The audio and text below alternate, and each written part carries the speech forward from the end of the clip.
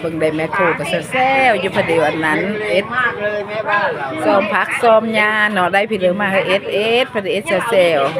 พร้อมเพลงเฮงหน้าเด้แล้วได้เห็นนั้นซอยเดียวบ้านมีใหญ่กะ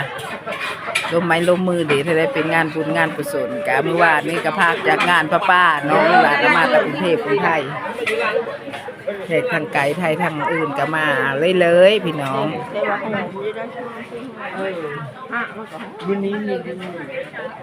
อ่านได้เลยงานปุรามนะ